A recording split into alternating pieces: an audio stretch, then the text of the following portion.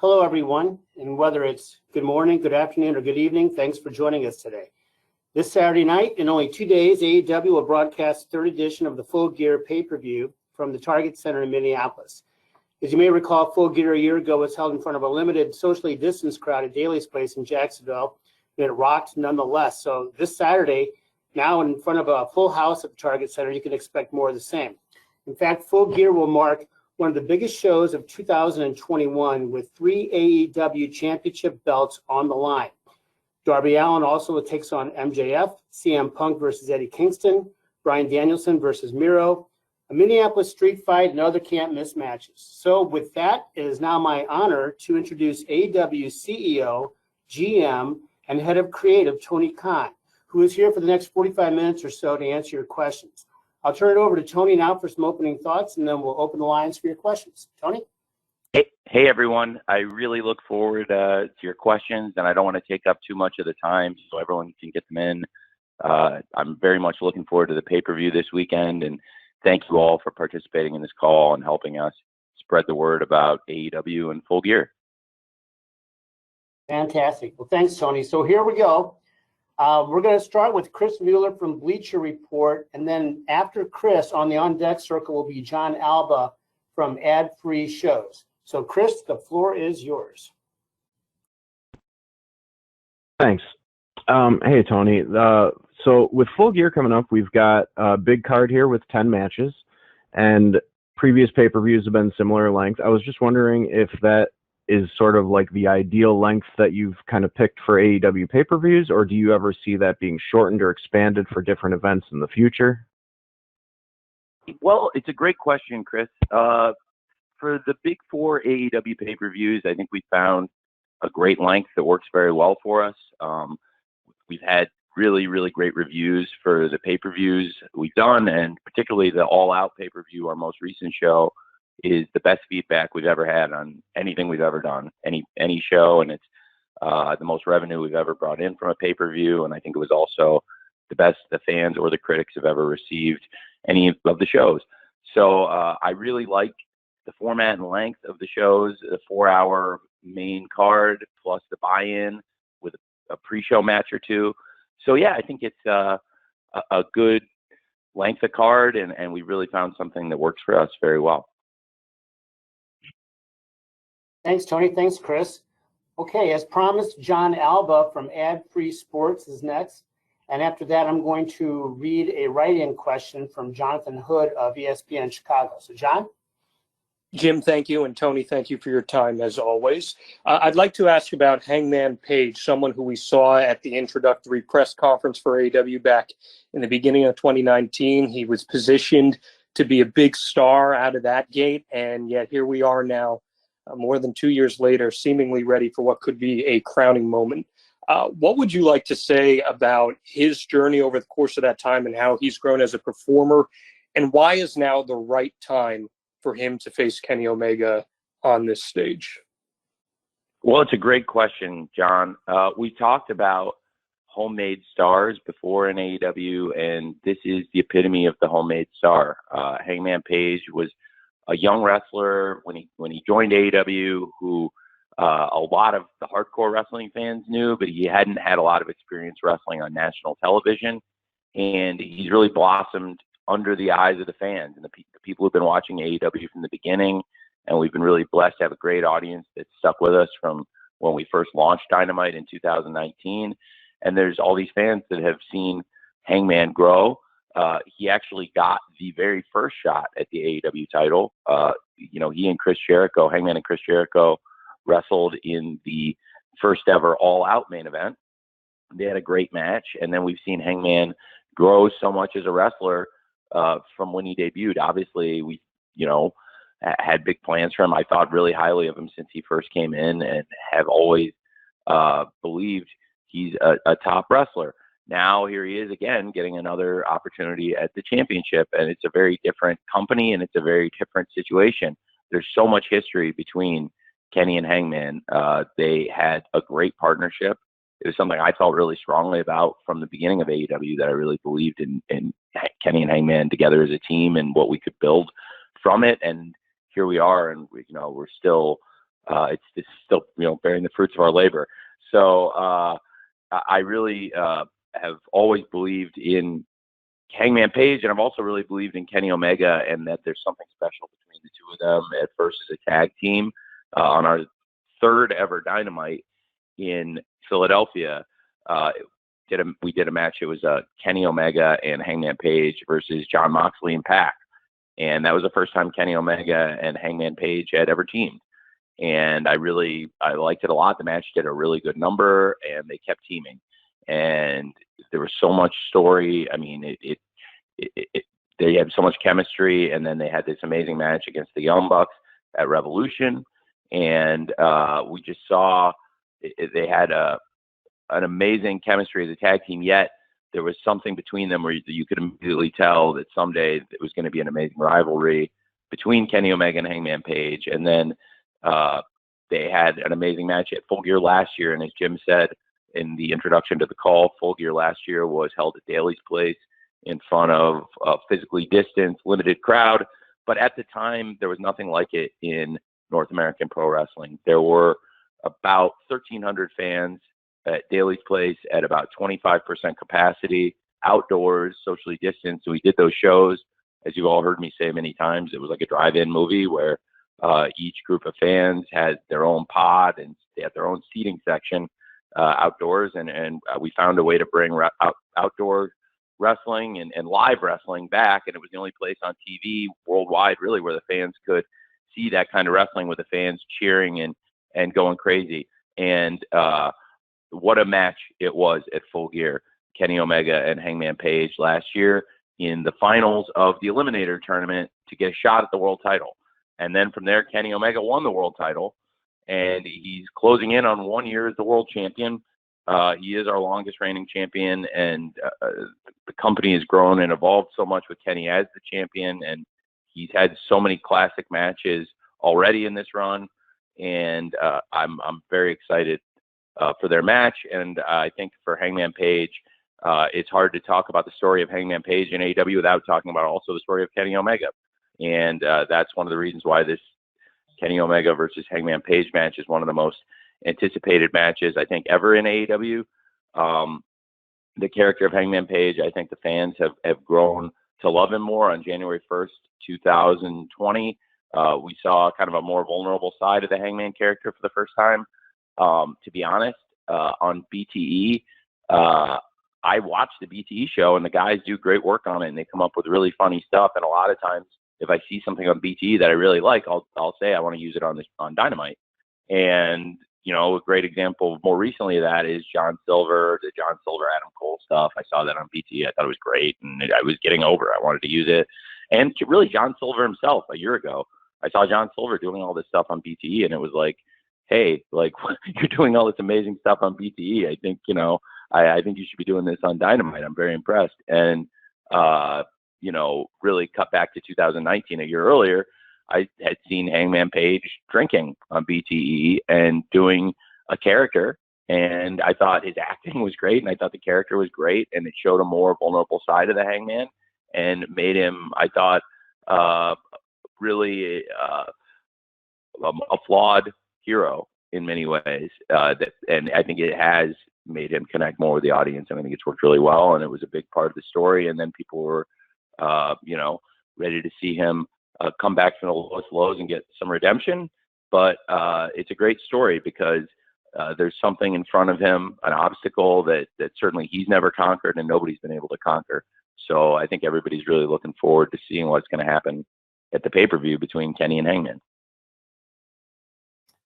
Thanks, Tony. Thanks, John. I'm going to read a question here from Jonathan Hood from ESPN Chicago. Tony, Jonathan would like to know, how likely is it for you to have pay-per-view events in California or other Pacific/Mountain time zone cities in the future? After Tony answers that, we'll be calling on Sean Ross Sapp from Fightful. Tony? So, thanks, Jim. It's a great question, Jonathan. And we are coming out to the West Coast next year, and Double or Nothing. I'm sorry. I feel pretty safe about saying it now. I think it's been,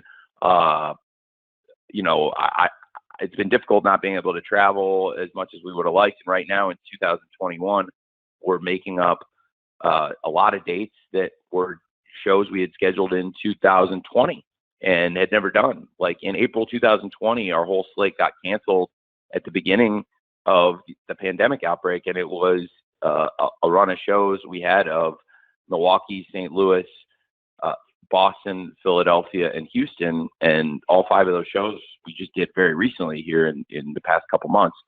So we are now just getting kind of caught up on pre-scheduled dates. We are going to service our great fans on the West Coast in 2022, and I am planning for Double or Nothing to return to Las Vegas in 2022, and we'll also, I think, do Dynamite and Rampage while we're on the West Coast, and I would really look forward to that and bringing Double or Nothing back to Vegas, although it was also great having Double or Nothing in Daly's Place this past year and all the events in Daly's Place. They were such a great home for us, but I'm very excited to go back to Vegas also. Thank you, Jonathan. So next up will be Sean Ross Sapp from Fightful, and following Sean will be Ella J from SE Scoops. Sean? Hey, Tony, there have been a lot of questions regarding Ring of Honor due to some unfortunate news we heard about them taking some time off and maybe the company looking completely different. They've released, or everybody will be released from their contract soon. There's also obviously a very vast video library there, which includes All In, which was kind of a precursor to AEW. Who knows if that's even for sale right now, but is there any interest on your part in pursuing that or any of the talent that is going to be available there? Because there's quite a bit of it. Well, there's a lot of great stuff there. They've had a lot of great matches and great shows in the library, and they have some very good talent. So I can't say with any certainty, but we'll see what happens on the business side. And as far as the talent goes, I would say stay tuned to AEW. There's Dynamite every Wednesday. There's Rampage tomorrow, and the Full Gear pay-per-view on Saturday. So you never know who's going to show up in AEW. And as for the business side of it, I'm good friends with a lot of people in the company of Ring of Honor, and actually the agent that represents him is my neighbor in LA. He lives like down the block. So and he's a friend of mine. So I am very familiar with what's going on there, but I can't say with any degree of certainty what'll happen on the business side. Thank you, Tony. Thank you, Sean. Ella J from SE Scoops is next, and following Ella will be Nick Houseman from Wrestling Inc. Ella? Hi, Tony. How are you? I'm well. How are you? I'm fantastic. So I had a women's wrestling question for you. Great. So obviously the bar, I think, has been really raised this year with a lot of all-women shows and main events taking place. But does AEW have any plans or hopes to contribute maybe an all-women's event of their own sometime? So I'm gonna cut off your question right there because I don't think I get enough credit for what I did for the NWA show, because a good number of the people who wrestled on the NWA show were wrestlers I sent and paid. And so I do think I contributed, because the highest paid wrestlers on that show were actually the people I paid separately from what they already make in AEW to go wrestle on that show. And I don't think they did a very good job of telling people that, honestly. Even though it wasn't like the deal we did, I wish they'd told more people that, because it was one of the points I made when we closed it. Was I think it would be nice if you told people that I'm paying the wrestlers coming, because it is a big contribution for me. Does that make sense? Yes. Okay. So I did pay the wrestlers for that show. So I was like, it's like kind of like when you pay for a dinner and nobody thanks you. So like that was one thing. So I have really been making a big effort this year to grow and improve our women's division, and I think have made I think a lot of strides with our women's division this year as a company. We've added big free agents, and I'm really excited about what's happening with the TBS tournament right now. Among the big free agents we've added are Thunder Rosa, who came over from the NWA, of course, and Ruby Soho. And Ruby Soho coming over, it's interesting because I had a great conversation with her a couple days ago. She's in the TBS Championship tournament, and she's been in a lot of tournaments, and she's wrestled all over, as you know. And I was talking to her about the tournament, and she's not a BS person. Like Dory, Ruby Soho, is the ultimate straight shooter, and she loves this tournament. She was saying she's never been in a tournament like this. She loves all the story in it, because if you look, like, there's story building with her and Chris Statlander, and they didn't really have a rivalry, but they've been doing the promos on TV, and we've seen that there's been a couple of situations where they've helped each other out.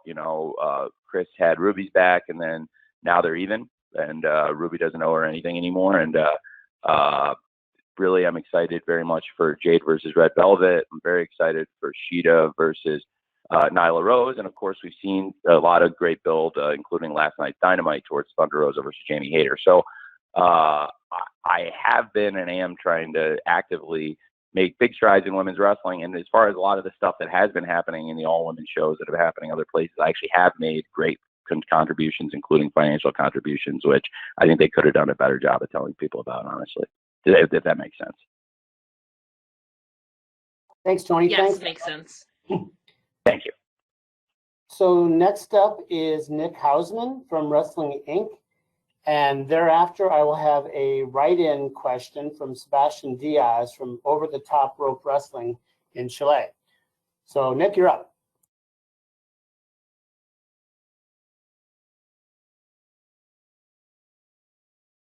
Tony, can you hear me? Hey. Tony? Hey, can you hear me? I can hear you great. Okay, sorry. I had myself No, you're double. good, Nick. Okay, wonderful. Hi, Tony. Thank you very much for the time. I kind of want to follow up on something I'm sure you get a lot of questions about. But, earlier when you were asked about Bray Wyatt, he was still under 90-day non-compete. Obviously, that expired like a week and a half ago. I guess on behalf of a lot of fans, I know he's interested in the movie business right now. But have you had any contact, or has your interest level changed in bringing Bray Wyatt, into AEW? No, I like Wyndham a lot. We'll see what happens. I haven't talked to him about it ever, about him coming to AEW. The last time I saw Wyndham was at Chris Jericho's birthday party, and I think it was a pretty late night, and it was last year. So it's a very different world, and I only saw him in passing very briefly. I was heading out as he was heading in. But it was pretty late at night. But I think he's a wonderful person and a great talent. Thank you, Nick. Okay, I've got a question here from Sebastian Diaz, who's writing in from Chile. Hi, Tony. We're entering the last weeks of Dynamite on TNT as a weekly show before we jump to TBS. So that's a new start. Will there be a refresh of the brand, maybe new music, new logos, stages, or will it be the same? Greetings from Santiago, Chile. Tony? Hey. Okay, so basically, Jim, the question about Dynamite, just to make sure I got the question, it's asking if the format will be the same when we move to TBS.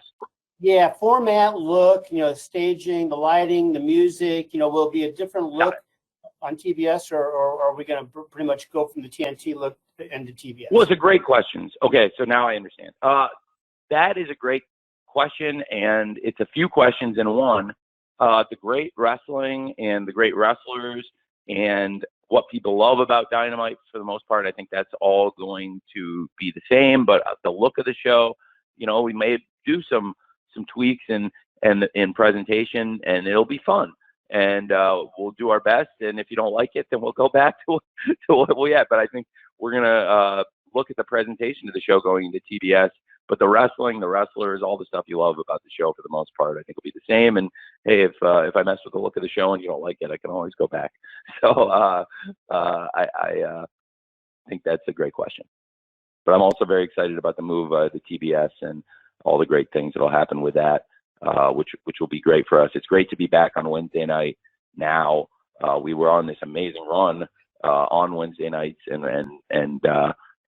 really it's our home. And there have been a couple times where we've had to shift to, Saturdays here and there, and it's always, uphill to get your momentum back when you do. So I think, as I understand, there'll be a bit less time shifting when we do move to TBS. There are still sports on TBS where there are conflicts and stuff, but I think it'll be great for the fans, and very excited also. Rampage will be staying on TNT, and of course that same week in January when we launch Dynamite on TBS, we'll of course have Rampage again on TNT, and then we'll have the first ever Battle of the Belts in AEW. So stay tuned for more info on that. And 2022, we're going to start it in a very big way. Thank you, Tony, and thank you, Sebastian, for joining us from South America. So I'm going to come up with two names here. Steven Spice from Steven's Wrestling Journey will be next, and he will be followed by Niger Chambers from Big Gold Belt Media. Steven, are you ready? Yes, I'm ready. All yours. Hi, Tony. Thank you so much for bringing me on. This means so much to me. Hey, how are you? I love AEW. Thank you. I'm glad to hear it. And so my question is, how do you and your crew develop the ideas of the matches that go on these pay-per-views and every Thursday night and Wednesday? I work really hard, and I work with a lot of different people, and so I stay up really late on Tuesday nights and Thursday nights a lot, and that helps come up with ideas. And a lot of times, you're thinking about it all night and or all day, and you never know when the good ideas come to you. And then a lot of other people have really good ideas too. So I talk to lots of different people, and lots of different people have really good ideas, and I have to take all the ideas and figure out which ones are the good ones and which ones are the bad ones. And I try to mostly pick the good ones. And I have a lot of ideas on matches, and I try to organize the show every week based on what would make sense for the fans, and what would make sense for the flow of the show. And, I have to fit the commercial breaks in. And it's a very different job formatting Dynamite versus formatting Rampage. A lot more goes in some ways, to doing Dynamite, where you have all these segments, and there's so many people in a Dynamite, and there's so much stuff that happens in a 2-hour show. In Rampage, it's more succinct because I like to get a lot of good wrestling in a 1-hour show, which is a challenge, but it's also a really fun challenge. So it's difficult in a totally different way. And then the pay-per-views, which you also asked about. Famously, I guess people know I doodle around a lot and sketch out ideas and kick around ideas, but I also change them. And I told people when somebody photographed me on the sidelines of a Jaguars game, and I wasn't even doodling in that moment, I was actually writing on the other side of the page about football, but I flipped the page over, and then somebody took a picture of me on the sideline. And but as you can see, what I was doodling, I had a lot of second thoughts. I changed a lot of stuff, a lot of new ideas that made sense came into fruition, and frankly, a lot of circumstances changed. So that's how it is, and it's a great question.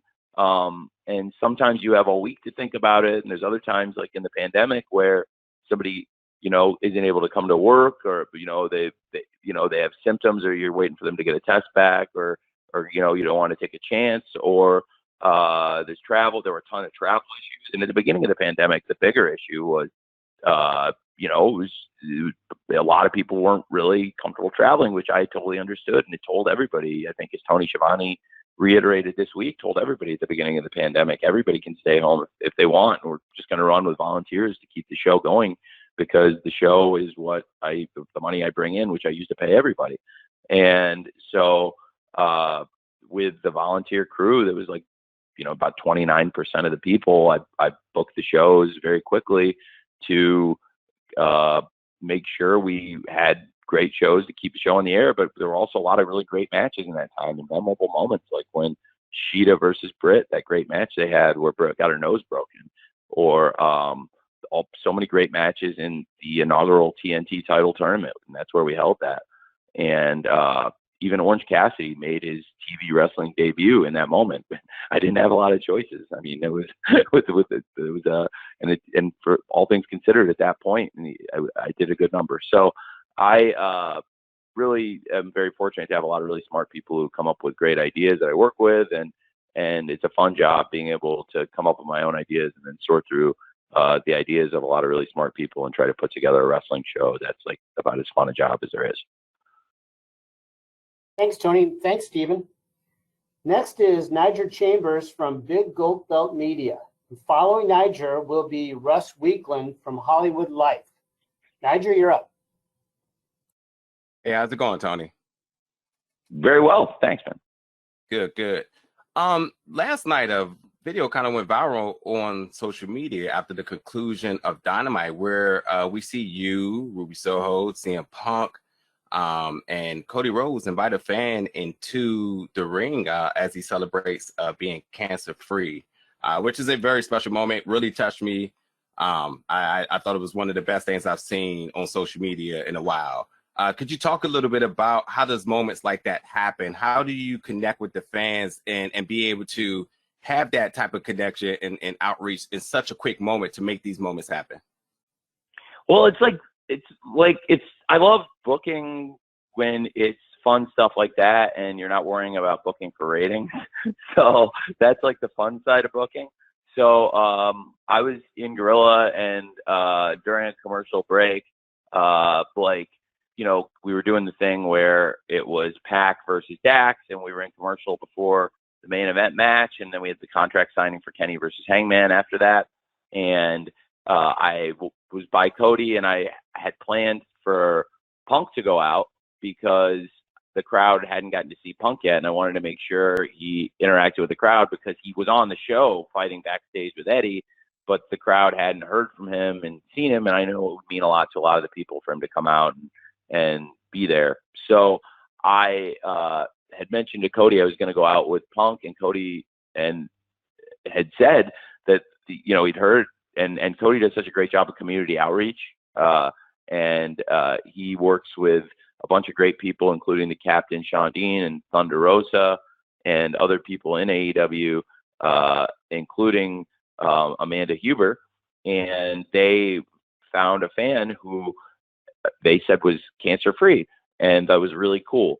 And so I said, all right, well, that's what I'll do is I'll bring out Cody, and then I'll bring out CM Punk, and then Punk told me, reminded me really that this is Ruby's hometown, and he said, why don't I bring out Ruby then too, and that's another pop, and that'll be great. And I was like, yeah, that's a great idea. We'll definitely do that. And so that's what we'll do, and that's what we did. So that is, like I said, when you're not booking for ratings and it's easy stuff like that, that was just a fun thing. So that's literally how it all came together. And it was really nice to meet Joe. And I think hopefully it was a good moment for Joe, and also just try to make it a nice moment for the fans in Indianapolis, and also for Ruby because it's her hometown. And, she's a big star, and we want to treat her like a big star. And it was cool for her to have that moment. Thank you, Niger, and thank you, Tony. Okay, next is Russ Weekland from Hollywood Life, and then I will follow that with a write-in from Mark Madison from Pro Wrestling Post. Russ? Yeah, hi. I was hoping any date on the Owen Hart Memorial Tournament. Yes, I'm so glad you asked. There will be updates on the Owen Hart Memorial Tournament after Full Gear. There's so much on the card, right? And there's so many stories, and the show is so jam-packed, and I didn't want the Owen Hart Cup to lose the focus when I start talking about it.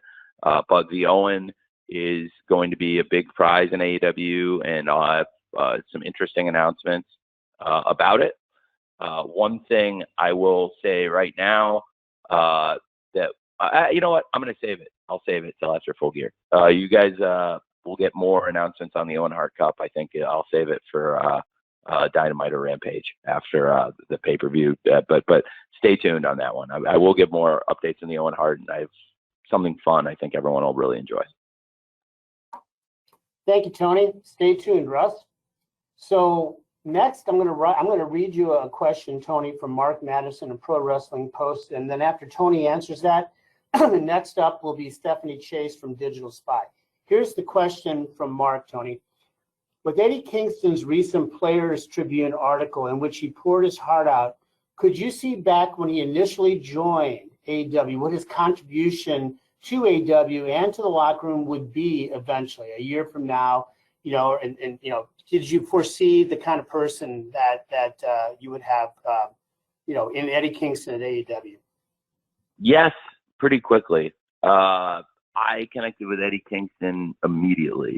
He's a very, very close friend of mine, and I didn't know him until he came in. But I connected with him very quickly and tried to find a spot for him right away, too. If you remember, he debuted against Cody, and it was a great match. And it was when Cody was the TNT champion, and we did the Open Challenge. And Cody came to me with a list of people when he wanted to do the Open Challenge, and there were a bunch of really good names on it. And the names I think a lot of the people on the list I did end up wanting to use, and then I had some names of my own, but two names he had that he really wanted to work with that have been great were Ricky Starks and Eddie Kingston. And I felt really strongly about them both after they had the match with him too, and he did a great job in the matches with them, and they both did a great job in the matches with him. And in both cases, I had something for them. Now, in Ricky's case, it was right when he was in the ring. I knew I wanted to use both of these guys on Dynamite, and in the pandemic era, when stars like this came, across your desk, you really wanted to hold on to them. So, Ricky, I immediately knew I was going to do the Team Taz thing with, and I actually called Mox at his house and told him I had found a guy that for us to do this with, and he hadn't really seen Rico, and I told him to trust me, and he did. And then he came over, brought Rico over, and he was like, "You were totally right." Now let me go back to Eddie, and I'll talk about Eddie for a really long time. So Eddie, I didn't have that for. I knew I had to do something with this guy. What a massive talent. And Cody and Eddie had such a great match, and I found a unique opportunity because at Fyter Fest last year, Young Bucks and FTR were teaming, and it was an unlikely partnership, and they teamed against the Lucha Brothers and the Butcher and the Blade, which was also kind of a unique team in an 8-man tag match at Fyter Fest 2020. And the Butcher and the Blade and the Lucha Brothers won. And I felt like I had to do something with that because I was like, they beat the Young Bucks and FTR. That's a huge win. And I really want to follow up on it. And I also really want to use these guys. And I'll be honest now, because it was a year and a half ago and it's in the past, like I was, not as deep on the heel side then. And I really wanted to make a go with these guys. And I decided to bring Eddie back as their wrestler and as a manager. And Eddie's a huge fan of Hot Stuff Eddie Gilbert. And I'm a huge fan. Gilbert, a huge fan, and he's an inspiration to Eddie. And I told Eddie, this is your chance to kind of be the Hot Stuff Eddie Gilbert of this stable. You're a wrestler and you're a manager, and you'll be the manager for these guys who do a lot of the talking. And that's where the connection with Eddie and, of course, the Lucha Brothers and the Butcher and the Blade began. And then going into All Out 2020, the build, if you remember, was kind of a unique heel build. And some people say heel doesn't always work. I think one of the best examples when I was a kid would be the Horsemen versus the Midnight Express, Arn and Tully versus the Midnight Express, which was a program that had never really got going as much as it could have. It was really drawing money, and then all of a sudden Arn and Tully were gone and became the Brainbusters. That was a great program, and I always thought there was something to it. So we did this where I had a heel situation, basically, where it was Jake the Snake and Lance Archer. It was Team Taz, the aforementioned Starks and Brian Cage, and with Taz, and then this Eddie Kingston group. And then it would always look like it was about to tee off between the three sides of heels. And then Darby would show up, and Darby had this beef with Team Taz, and he would go crazy, and it would all set off, and it was leading to the Casino Battle Royale.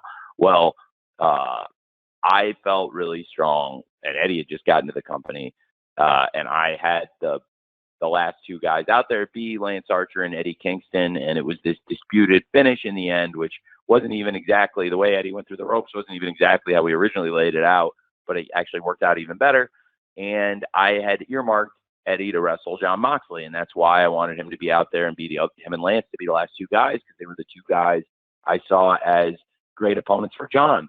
And then Lance, of course, as he said, he was like, he never expected anything to happen. We were all being very careful in a bubble, and then he went to the veterinarian, and next thing you knew, he had COVID.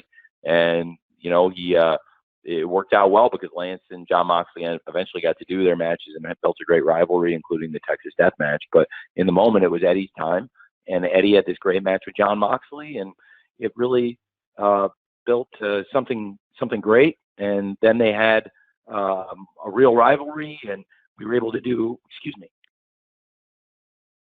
a pay-per-view story building to Full Gear last year. And John Moxley versus Eddie Kingston was the main event of Full Gear last year for the world title. And Eddie Kingston's been a huge part of the company. Now, so that's the yes to your question. And now to the no, I mean, Eddie's, I knew the hardcore fans loved Eddie, and I also had seen that he'd crossed over to a mainstream audience, and this was a person you could push on national television as a main event wrestler. But I don't want to undersell how far he's come in the past year or two, and also how far he's come outside of the ring, because I knew Eddie had some struggles, but getting to know him more in the past year, I've learned more and more about it and how far he's come. And the people who knew him before I did tell me, like, you wouldn't believe how far Eddie's come, like, if you knew him back then. So yes and no, but as a wrestler, really, since he got here, I've always believed in him, and I'm not surprised at all how well he's done. And I absolutely believed in him to put him in, on a pay-per-view in such a critical position in one of the biggest matches of the year, Eddie Kingston versus CM Punk. Thanks, Tony. Thanks for the write-in question there, Mark. Stephanie Chase from Digital Spy is next, and Stephanie will be followed by Jimbarcelona from the Miami Herald. Steph? Hi, Tony. How are you? Great. How are you? I'm great, thanks. I wanted to ask you about the Inner Circle versus American Top Team feud and Full Gear match. What made you choose the Inner Circle for this position to go against American Top Team? And laying out the feud and the matches we've seen so far, how have you found balancing the idea of protecting the AEW guys versus outsiders when, in this case, the outsiders are legit MMA fighters? And if I can sneak in another one, Paige Van Zandt has been so great. Have you spoken to her at all about eventually wrestling? That's a few great questions. And the way I came up with it was being good friends with Dan Lambert. Again, through the pandemic, Dan came and visited and was at the shows, and is a big wrestling fan. He's a big fan of old school wrestling, as he's made very clear. And he's also a big fan of modern wrestling, and he's a really intelligent person. And he had in his stable an American Top Team in his camp. He's got some of the best fighters in the world. And the idea for Inner Circle to be their opponents, I had gone to Chris and I told him, I think there's something really here, and maybe I'm crazy, but Chris totally agreed. And it's funny because I've seen all these arenas with all this heat, and now looking back on it, it's amazing how far it's come. And we've been at Arthur Ashe Stadium and big arenas across the country, and wherever we go, Dan gets insane heat, and the American Top Team get booed, and people love Chris Jericho in the Inner Circle. So it's I think it's a great pairing, and it's produced some of the loudest reactions from the fans we've heard in a long time. And I think people are having a lot of fun with it.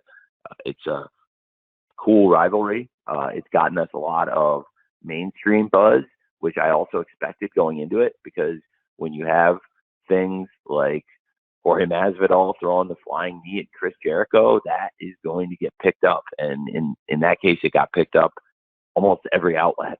So it was some of the biggest mainstream coverage we've ever had, along with, other huge stars we had in AEW like Shaq and Mike Tyson. And this got picked up on that level, along the lines of Shaq, Mike Tyson, Snoop Dogg, and other great celebrities who come into AEW. So the American Top Team have, I think, been great for us and will be great for us. And the Inner Circle also are,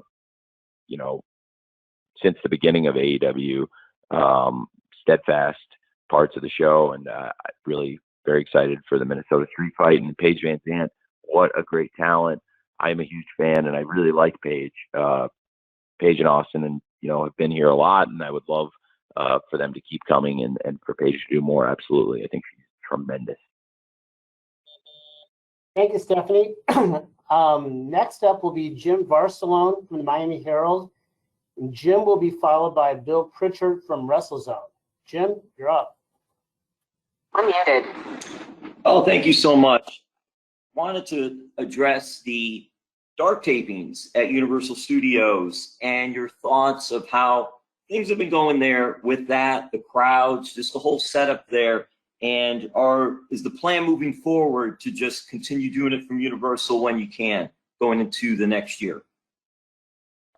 So yes, to be a total straight shooter, yes, I'm going to keep doing that dark tapings or when we can, when it makes sense.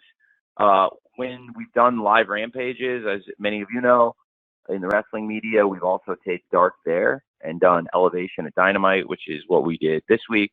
So we will again tape dark tomorrow before Rampage.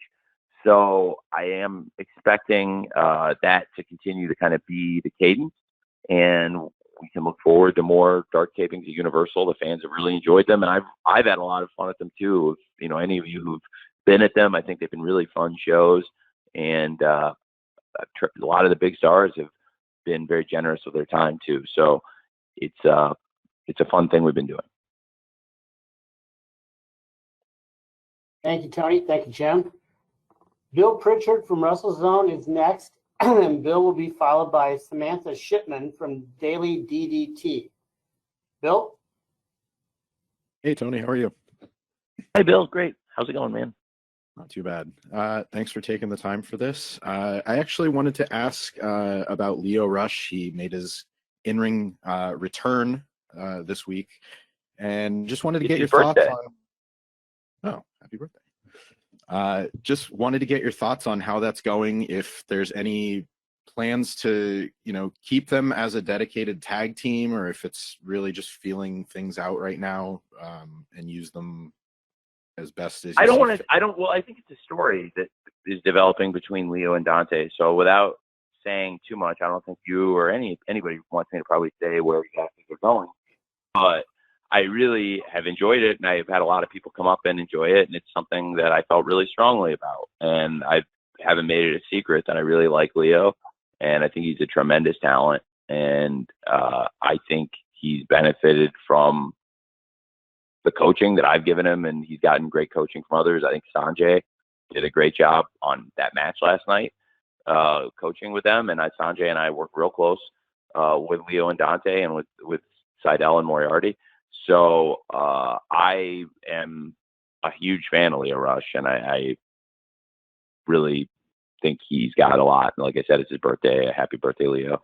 And I think he's had I'll choose my words carefully here. When Lio retired from wrestling, he came in, he did one show for us, he retired from wrestling, and I actively recruited him to come back, and thought it would make a lot of sense for Lio at his young age, once he got over the injury, to just trust me and like let's give this a shot, because I think he'd had a tough go other places, and he was mentally, it seemed, really burned out on the wrestling business, and he's done other things. He's a great athlete. He's also got a great personality, and he's been on MTV The Challenge, which is a big show. And but if he's not wrestling, I think he's not using great talents that he has. And so I'm glad people got to see that last night. He had debuted in the Casino Battle Royale at Double or Nothing, but then we had never seen him wrestle on TV or in an actual sanctioned match. So I was really pleased with how it turned out. And for the live crowd, I went back out with Lio and Dante when we were in break and raised their hands for the crowd, because I thought they did that well. So it was very good. Okay, thanks, Tony. So next is going to be Samantha Shipman from the Daily DDT. Then I'm going to take a question from a write-in, then we'll spin the wheel to see what the final question of the day is. So Samantha, you're up. Hello. Hi. How are you, Tony? I'm doing great. Thanks, Samantha. Good. I have I have two questions for you, but we'll start with the first one because I think that might be a little bit more of what everybody's going to be listening for. So we've seen last night, we saw Best Friends join Chaos. Kenta has put it out there that he wants to GTS Punk. We've seen Kenta in AEW. We've seen Rocky Romero. We've seen Suzuki. We've seen Nagata. So what is the relationship with New Japan like heading into 2022? And is that something where we could potentially see AEW wrestlers going into things like Wrestle Kingdom and New Year Dash, or even later in the year, maybe in the G1? Or what is that kind of looking like with that relationship right now? Okay, and what's your second question? My second question is completely different from that. It is actually about the women's division. And we see that we have. I can, Jim, it's fine. Is it okay if I answer that one and then go back to your other question, just so I don't? Absolutely. Okay, great. Well, so first of all,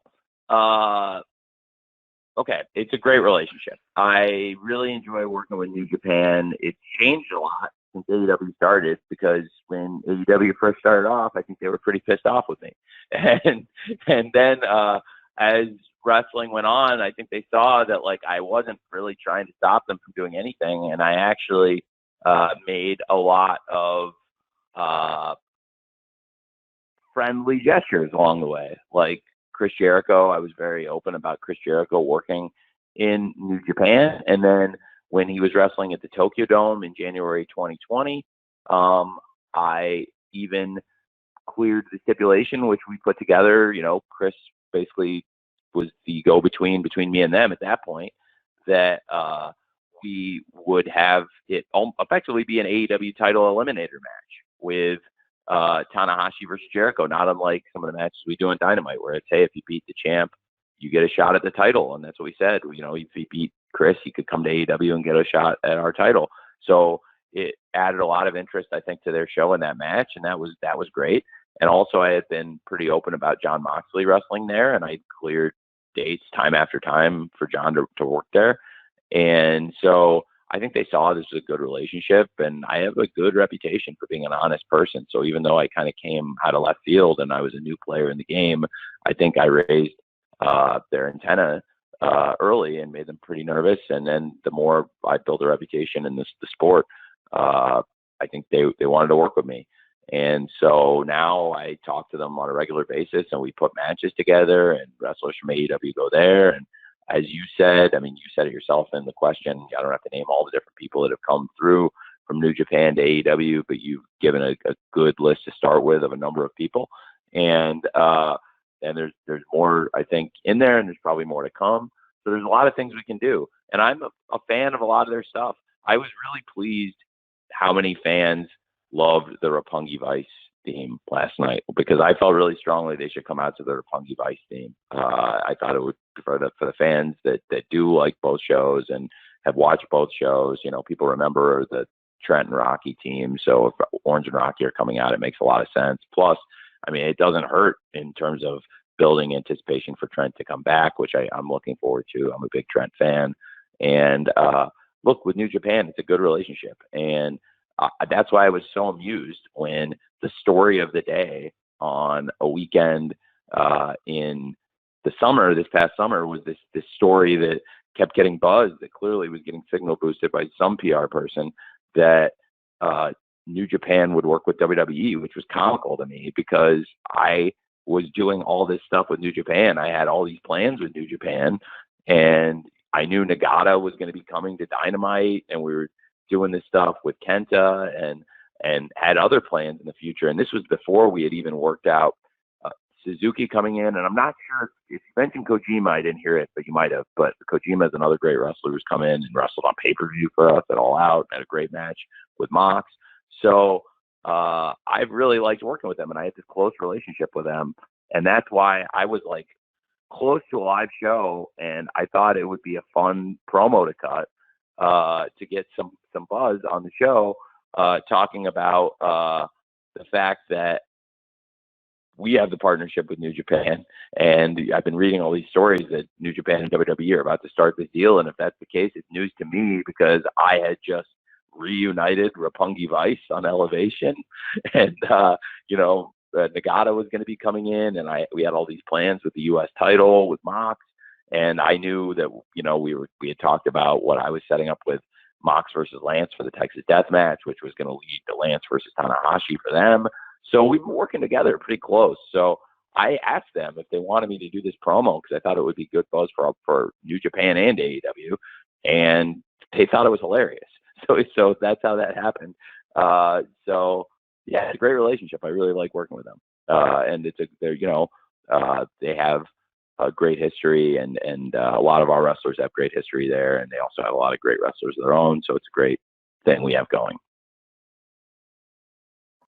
Thanks, Tony. Thanks, Samantha. Samantha has a second question, I think, Jim. Yes, I do.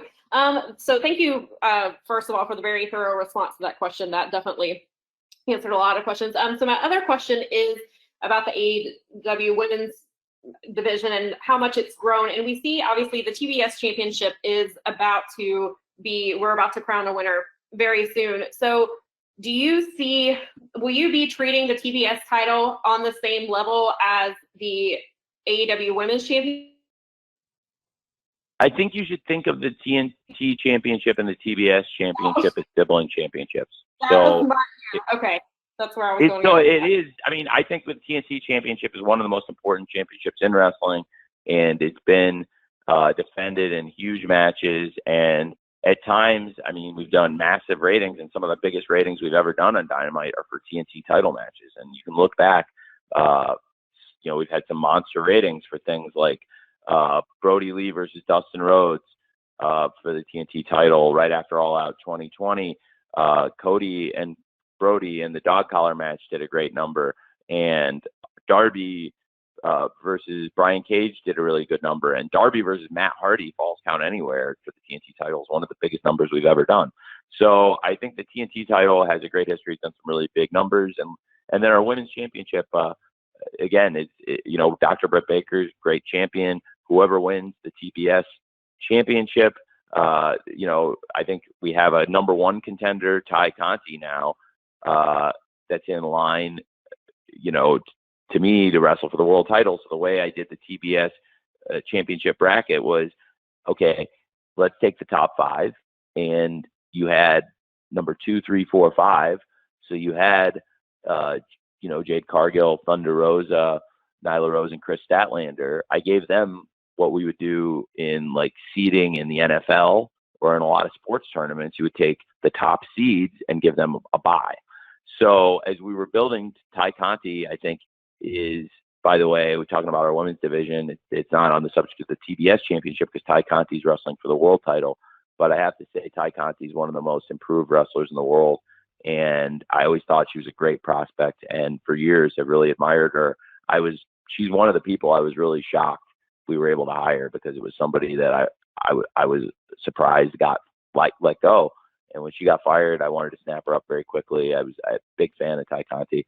And I think she's a great number one contender. And I'm really excited for the Ty Conti versus Britt Baker match. Britt's been a great, great champion for us. And Ty is a great number one contender. So the TBS championship, I took the rest of the top five, who are all also top contenders in line, gave them the first round buys, and then took the next 8 and built a 12-woman field. And now we're into kind of I don't want to upset the NCAA, but I will not call it the Elite 8, but we're into this really great 8 final women. And really excited for the quarterfinals of the TBS championship tournament. And I think it would help a lot. I'm a huge believer in the TNT championship. I really love the title. And I think Sammy's one of the pillars of the company, and I'll have great matches to come. And I just think that if you could think of it as like the sibling championship, it'll be treated very similarly. Okay, thank you, Samantha. Thank you, Tony. Okay, I've got one write-in question, and we've spun the wheel in the last few minutes here. So Garrett Martin from Paste Magazine will ask the last question after I ask Tony this write-in question from Daniel McMahon Young of Gatekeepers. Tony, his question is, with AEW having such a diverse fan base, what do you think has been AEW's biggest strength in attracting non-traditional wrestling audiences in the last 6 months or so? It's a great question, Jim. Well, I think wrestling speaks to everyone, and I don't think you have to be great at sports, but you can be. And I think like wrestling brings lots of people together, because when I was a kid, like wrestling was kind of the intersection of, and I'm just speaking from my own experiences as a kid and as a fan before I was like a wrestling promoter, booker, or executive. So I've seen wrestling bring really diverse groups of people together, people that are, you know, jocks, and people that don't play sports at all, and people that are really into music, or people that are into art. And it's just an intersection of a bunch of really unique communities of people. So when you bring in people with unique interests, like, you know, as I've said, whether it's music or sports or something completely different, you will get all kinds of different people. And so, and wrestling's also not like some sports where it's only popular in one part of the world. Wrestling's big in a lot of countries, you know, where some sports that we watch on TV or that are big on TV and do good ratings in America, for example, you know, they may not be as popular as wrestling in a lot of these other countries. So wrestling, it's big all over the world, and I think it just speaks to a really diverse group of people. And AEW now has gotten great penetration, and as we go into our third Full Gear pay-per-view and we go into our final pay-per-view of this 2021, it's really our first chance we've had to show off this new roster of wrestlers.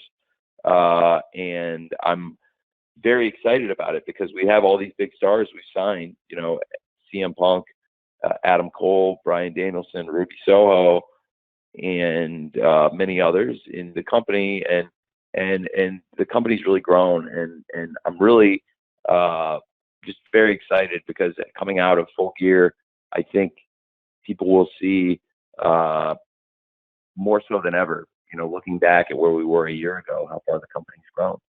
And to your question, because it's a great question. I think also, you know, trying to add AEW in more countries, trying to expand our TV. You know, we've got Dynamite on a lot of places now, getting Rampage on more places, and making our pay-per-views available on different countries, on different platforms. I think we can continue to grow the audience worldwide, which will help us make an even more diverse fan base. Thank you, Tony. Okay, we're going to call on Garrett Martin from Paste Magazine. And Garrett, you're up. And after Tony's response, then we'll wrap this up. Garrett?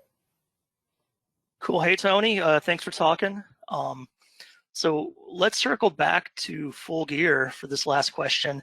I know a lot of people, they're expecting something like a coronation for Hangman this weekend. Now, how did his paternity leave impact the timing of that and your plans? And how different would the last 2 months of the main event scene have been if he hadn't taken that time off? Well, I don't want to say what my plans are. I think everyone's going to have to watch here and buy the pay-per-view to see what exactly is going to happen with Kenny and Hangman in the world title match. I have looked forward to doing Hangman versus Kenny for a long time. Him taking time off absolutely impacted the main event scene, because Hangman Page was one of the top contenders and is one of the key wrestlers in the company. So it was something I had to pay close attention to, absolutely. But on the other hand, I tried to make lemonades out of lemon, as I'm often doing when there are challenges with scheduling shows and with people traveling and coming to the shows. And in this case, if he wasn't going to be at the shows, I had to make the best of the situation, and I think we did. And, you know, to be without one of our top stars in the company, and still put together All Out and have All Out be such a great success and be so well received by the fans, and also such a commercial success and sell well over 200,000 pay-per-views worldwide. And that was before people knew for sure that Bryan Danielson and Adam Cole had come into AEW. And now that we've got this amazing roster of people here, it's pretty amazing to me how far we've come. But now, really, again, this will be the first time we've been able to show off so much of the new roster at one time. So I would say it wasn't exactly what I'd originally expected when he wasn't available around All Out, but I also try to make the best of it. And it's great to have Hangman back now, and I'm really looking forward to Kenny versus Hangman for the world title. Thanks, Garrett. And Tony, thanks for the extra time today. That was very nice of you. And really, thanks to everyone. We're now officially at the end of our time. So per our custom, we're going to be distributing an audio recording to all attendees here shortly. And so finally, if you're in Minneapolis this weekend, we do look forward to seeing you at the Target Center, and especially for our traditional media sessions with Tony and other AEW talent at the conclusion of the event. No matter where you are today or on Saturday night, on behalf of Tony and everyone at AEW, we thank you for spending the last hour or so with us.